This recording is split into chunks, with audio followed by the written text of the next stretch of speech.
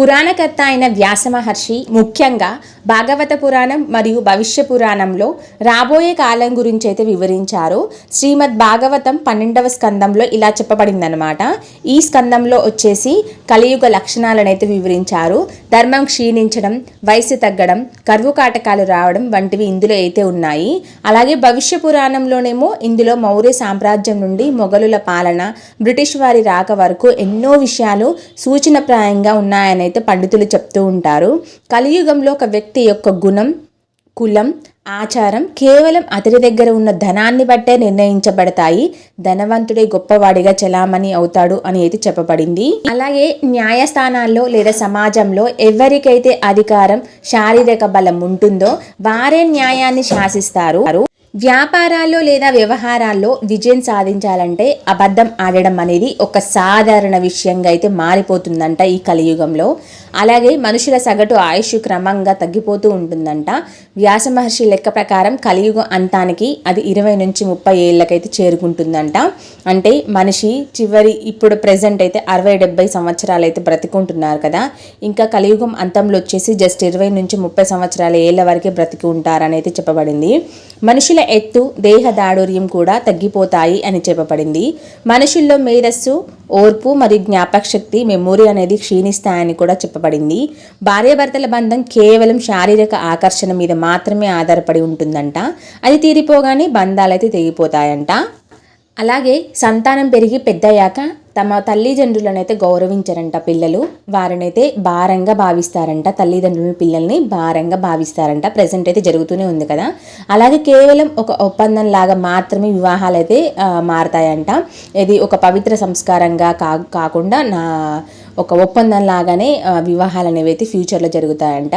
పాలకులు ప్రజలను రక్షించేవారు కాకుండా పన్నుల రూపంలో ప్రజల రక్తాన్ని పీల్చేవారుగా అయితే మారతారంట. సో ప్రజెంట్ అయితే ట్యాక్స్ రూపంలో చూస్తూనే ఉన్నాం కదా. అలాగే వారు ప్రజాధనాన్ని అయితే దోచుకుంటూ ఉంటారంట. అలాగే సామాన్యుల కష్టాల గురించి కూడా చెప్పారు. విపరీతమైన పన్నులు, కరువులు, అతివృష్టి అంటే అతిగా వర్షాలు పడడం, అనావృష్టి అంటే అసలే వర్షాలు లేకపోవడం వల్ల ప్రజలు ఆహారం దొరకక అడవులకైతే పారిపోతారంట. అలాగే జందెం ధరిస్తే బ్రాహ్మణుడని, కాషాయం కడితే సన్యాసి అని కేవలం ఒక బాహ్య వేషధారను బట్టే భక్తిని అయితే కొలుస్తారంట. లోపల భక్తి లేకపోయినా బయట ప్రదర్శన ముఖ్యమవుతుందన్నమాట. సో ఆ విధంగా అయితే అనుకుంటారంట. ఆధ్యాత్మిక గురువులు కేవలం డబ్బు కోసం, కీర్తి కోసం ధర్మాన్ని అయితే బోధిస్తారు తప్ప ఆచరణలో అయితే పెట్టారనమాట. భవిష్య పురాణంలో వేదవ్యాసుడు రాబోయే రాజుల గురించి చెప్తూ విక్రమార్కుడు, శాలివాహనుడు వంటి రాజుల గురించి మాత్రమే కాకుండా అన్య దేశాల నుండి వచ్చే మత ప్రవక్తల గురించి కూడా ఆయన అయితే ప్రస్తావించారు. దీనిపై పండితులు అయితే ప్రజెంట్ భిన్న అభిప్రాయాలు అయితే ఉన్నాయి. ఎందుకంటే కాలక్రమేణా ఇందులో కొన్ని మార్పులు చేర్పులు జరుగుతూ ఉన్నాయని చెప్తున్నారనమాట. సో వ్యాస మహర్షి ఒకటి చెప్పారు, కలో వేద ఫలం నాస్తి, కేవలం హరినామ స్మరణ అనేది చెప్పారంట. అంటే కలియుగంలో వేదోక్తంగా యజ్ఞయాగాలు చేయడం సామాన్యులకు అసలే సాధ్యం కాదు. అంత బిజీగా ఉండిపోతారు కనుక. కాబట్టి కేవలం భగవంతుని నామాన్ని స్మరించడం, నిస్వార్థంగా సేవ చేయడం ద్వారా మాత్రమే ఈ కలియుగ ప్రభావం నుండి మనిషి అయితే బయటపడగలడంట. వ్యాస మహర్షి తన భవిష్య పురాణంలో రాబోయే రాజవంశాల గురించి సూచనప్రాయంగా అయితే చెప్పారు. చరిత్రకారులు వీటిని గ్రంథస్థం చేసిన కాలంతో పోల్చి చూశారనమాట. సో ఇంకా ఏం చెప్పారంటే నందవంశం తర్వాత మౌర్యులు వస్తారని, చంద్రగుప్తుడు రాజ్యపాలన చేస్తాడని వ్యాసుడైతే ముందే చెప్పారు. ఇవన్నీ జరిగిపోయాయి. సో భారతదేశాన్ని పాలించే గొప్ప చక్రవర్తుల గురించి కూడా ఇందులో అయితే ప్రస్తావన ఉంది. దేశంపై విదేశీయుల దాడులు జరుగుతాయని, సంస్కృతి దెబ్బతింటుందని ఆయన ముందే సూచించారు. సో ఇవన్నీ కూడా జరిగిపోయాయి. కొత్త మతాలు పుట్టుకొస్తాయని, ప్రజలు సనాతన ధర్మాన్ని వీడి ఇతర మార్గాల వైపు వెళ్తారని అయితే ఆయన చెప్పారు. ఇది చూడాలి ఇప్పుడు జరుగుతుందో. శ్రీమద్ భాగవతంలో వ్యాసుడి కలియుగ లక్షణాల గురించి చెప్పినవి నేడు అక్షరాలు అయితే కొన్ని నిజమవుతున్నాయి. ఏంటివి అంటే మనిషికి ఉన్న తెలివితేటల కన్నా అతని దగ్గర ఉన్న డబ్బే అతనికి గౌరవాన్ని అయితే ఇస్తుందంట. సో ప్రెజెంట్ అయితే ఇది జరుగుతూనే ఉంది కదా, మనం చూస్తూనే ఉన్నాము. అలాగే ఆహారం రుచి కోసం కాకుండా కేవలం ఆకలి తీర్చుకోవడానికి మాత్రమే అన్నట్లుగా అయితే మారిపోతుందంట. సో అందులో శక్తి అనేది ఏమి ఉండదు మనం తినే ఫుడ్లో. సో ప్రజెంట్ అయితే ఇది కూడా చూస్తూనే ఉన్నాం కదా. అలాగే పెళ్ళి అనేది ఒక పవిత్ర కార్యంలా కాకుండా కేవలం ఒక ఒప్పందంలా అయితే మారుతుందని ఇందాకే చెప్పాను. అలాగే నేడు పెరుగుతున్న విడాకుల సంఖ్య అయితే దీనికి నిదర్శనం కూడా అయింది కదా. అలాగే భూగర్భ జలాలు అడగంటిపోతాయని, మనుషులు నీటి కోసం అలమటిస్తారని ఆయన చెప్పారనమాట. సో ఇదైతే మేబీ ఫ్యూచర్లో జరగవచ్చు. అలాగే కేవలం జుట్టు పెంచడం వల్ల లేదా ఒక రకమైన బట్టలు వేయడం వల్ల తాము గొప్ప జ్ఞానులమని మనుషులు భ్రమపడతారని ఆయన అయితే చెప్పారంట. అలాగే వ్యాస మహర్షి ప్రకారం కలియుగం చివరిలో అంటే ఇంకా కొన్ని ఏళ్ల తర్వాత అయితే కానీ దీని సూచనలు అంటే 2020 తర్వాత వేగవంతం అవుతాయని పండితులు అయితే అంచనా వేసి ఇలా జరగబోతాయి అనేది చెప్పారంట. కలియుగం అంతంలో మనిషి పరమాయువు కేవలం 20 నుంచి 30 ఏళ్ళు మాత్రమే ఉంటుందని చెప్పారు. అలాగే 7 లేదా 8 ఏళ్ళకే బాలికలు గర్భం దాల్చే పరిస్థితి అయితే వస్తుందంట. సో మనుషులు చాలా పొట్టిగా బొటన వేలు అంత పరిమాణంగా వాళ్ళైతే మారిపోతారంట. అలాగే చాలా బలహీనంగా కూడా మారిపోతారంట. ఆకాశంలో సూర్యుడు మండే నిప్పు కణికలా మారిపోతాడు. వర్షాలు అస్సలు పడవు, భూమి పూర్తిగా బీడు పడిపోతుంది, చెట్లు పండ్లు ఇవ్వవు, అలాగే ఆవుల నుండి పాలు కూడా రావంట. అలాగే వేద విద్య పూర్తిగా అంతరించిపోతుంది అని అయితే ఆయన చెప్పారు. ఎవరు పూజలు యజ్ఞాలు అయితే చేయరంట. ప్రజెంట్ అయితే బాగానే ఉందిలే, కానీ ఇంకా ఫ్యూచర్లో అయితే ఇవన్నీ కూడా కనుమరుగైపోతాయి. మనుషులు దేవుడిని పూర్తిగా అయితే మర్చిపోతారంట. పాలకులు ప్రజలను కాపాడడం మానేసి కేవలం దోచుకోవడంపైనే దృష్టి అయితే పెడతారు. ప్రజలు భయంతో అడవుల్లోకి కొండల్లోకి పారిపోయి ఆకులు గడ్డలు తినైతే బ్రతుకుతారంట. సో కలియుగం పరాకాష్ఠకి చేరినప్పుడు అంటే శంబల గ్రామంలో విష్ణు యశస్సు అనే బ్రాహ్మణుడి కల్కి రూపంలో భగవంతుడు జన్మిస్తారు.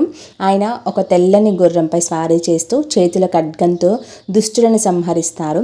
ఆ సంహారం తర్వాతే భూమిపై మళ్ళీ సత్యయుగం అంటే కృతయుగం అయితే ప్రారంభం అవుతుంది. గాలి స్వచ్ఛగా మారుతుంది, మనుషుల మనసులు మళ్ళీ నిర్మలంగా అవుతాయి. వ్యాస మహర్షి ప్రకారం కృష్ణ పరమాత్మ భూమిని విడిచి వెళ్ళిన క్షణం నుండి కలియుగం ప్రారంభమైంది. మొదటి దశలో ఇవి కనిపిస్తాయన్నమాట. ఎలా కనిపిస్తాయంటే కృతయుగంలో ధర్మం 4 కాళ్ళపై, సత్యం, దయ, తపస్సు, శౌచం ఉంటే కలియుగంలో కేవలం సత్యం అనే ఒకే ఒక కాలిపై అయితే నిలబడుతుంది. అది కూడా యుగం గడిచే కొద్దీ అయితే నశించిపోతుందన్నమాట. మనిషి యొక్క విలువ అతను చేసే పనిని బట్టి కాకుండా అతని దగ్గర ఉన్న ధనాన్ని బట్టి అయితే నిర్ణయిస్తారు. ప్రజెంట్ అయితే అదే జరుగుతుంది కదా. ఎవరి దగ్గర ధనం ఎక్కువగా ఉంటే వాళ్ళే గొప్పవారు అన్నట్లుగా అయితే చూస్తూ ఉన్నారు. అలాగే పెళ్ళి అనేది కేవలం స్త్రీ పురుషుల మధ్య శారీరక ఆకర్షణ మరియు పరస్పర అంగీకారం మీద మాత్రమే ఆధారపడి ఉంటుంది. సాంప్రదాయాలు, వంశాచారాలు ఇవన్నిటి కూడా కనుమరుగైపోతాయంట ఫ్యూచర్లో. అలాగే వ్యాసుడు ఆర్థిక వ్యవస్థ మరియు సమాజం ఎలా కుప్పకూలిపోతుందో అన్న దాని గురించి కూడా వివరించారు. కోర్టులలో లేదా పంచాయతీలలో ఎవరి దగ్గర ఎక్కువ డబ్బు ఉంటుందో వారికే న్యాయం అయితే దక్కుతుందంట. లంచం అనేది అధికారికంగా మారుతుందంట. సో ప్రజెంట్ అయితే ఒక 100%లో ఒక 1% అయితే ప్రజెంట్ జరుగుతూ ఉంది. ఇంకా చూడాలన్నమాట ఫ్యూచర్లో ఇంకెంత ఘోరంగా తయారవుతుంది అని చెప్పేసి. అలాగే తూకాల్లో మోసాలు, వస్తువుల్లో కల్తీ సర్వసాధారణమైతే అయిపోతాయంట. లాభం కోసం మనుషులు ఎంతటి దారుణానికైనా ఒడిగడతారనమాట. సో ఫ్యూచర్ మొత్తం డబ్బు వెనకాల తిరుగుతూ ఉంటారు మనుషులు. విపరీతమైన పన్నులు మరియు ప్రకృతి వైపరీత్యాల వల్ల ప్రజలు నగరాలను వదిలి అడవులకు పారిపోయి ఆకులు అలమలు తిని బ్రతుకే అవకాశం కూడా వస్తుందంట. కష్టపడి పని చేయడం అంటే దొంగతనం చేయడం సులభమని జనమైతే భావిస్తారంట. దోపిడీలు చేసేవారే సమాజంలో నాయకులుగా చలామణి అవుతారు. ప్రకృతిలో వచ్చే మార్పుల గురించి వ్యాస మహర్షి అత్యంత భయంకరమైన నిజాలైతే చెప్పారు. ఏంటివి అంటే మేఘాలు కేవలం ఉరుములు మెరుపులు మాత్రమే ఇస్తాయి, కానీ వర్షం అయితే పడదంట. ఒకవేళ పడినా అది పంటలకు నష్టం చేసే విధంగా అంటే అతివృష్టి అయితే ఉంటుందంట. భూమి తన సారాన్ని కోల్పోతుంది, ధాన్యాలు పరిమాణంలో చిన్నవిగా మారతాయంట, పండ్లు రుచిని పోషకాలను అయితే కోల్పోతాయంట, ఆవుల నుండి పాలు రావు, వచ్చినా అవి నీళ్ళలా ఉంటాయంట, నదులు ఎండిపోతాయి, చెరువులు బావులు అడుగంటిపోతాయి, మనుషులు కేవలం ఒక గ్లాస్ నీటి కోసం ఒకరినొకరు చంపుకునే స్థితికి కూడా చేరుకుంటారంట.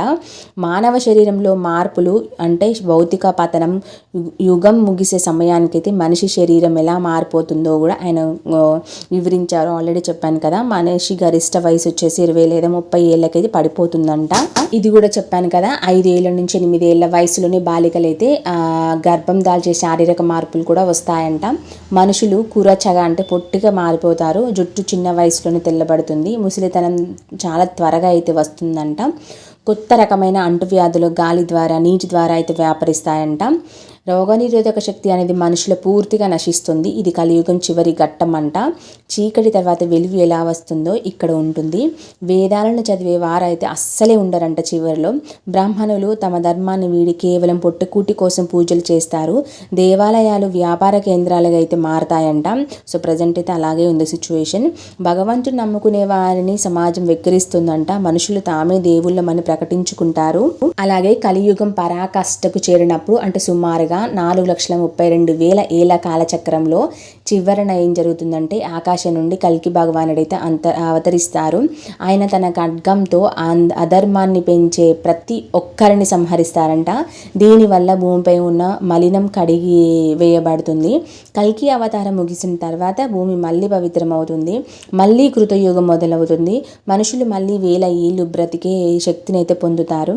12వ స్కందం చివరిలో వ్యాసుడు ఇలా అన్నారు: పాలకులు దొంగల వలె మారినప్పుడు, ప్రజలు ఒకరినొకరు చంపుకునే స్థితికి వచ్చినప్పుడు, వేదాలు అదృశ్యమైనప్పుడు అప్పుడు భగవంతుడు కల్కి రూపంలో అవతరించి ఈ కలుషితమైన లోకాన్ని శుద్ధి చేస్తారు అని వేదవ్యాస మహర్షి మహాభారతంలో అయితే కలియుగం గురించి అయితే కొన్ని విషయాలను అయితే ప్రస్తావించారు.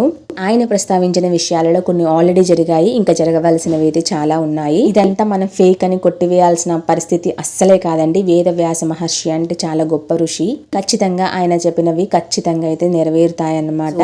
మనము రెగ్యులర్ గా చూసే వీడియోలే కాకుండా మన పురాణాలలో ఏం చెప్పారు అన్న వాటిని కూడా వెలికి తీసి ఇలా మనం తెలుసుకోవడం, ఇటువంటి జ్ఞానాన్ని తెలుసుకోవడం కూడా చాలా మంచిదన్నమాట. ఈ ఇన్ఫర్మేషన్ నచ్చితే ఖచ్చితంగా లైక్ చేయండి. Thank you for watching.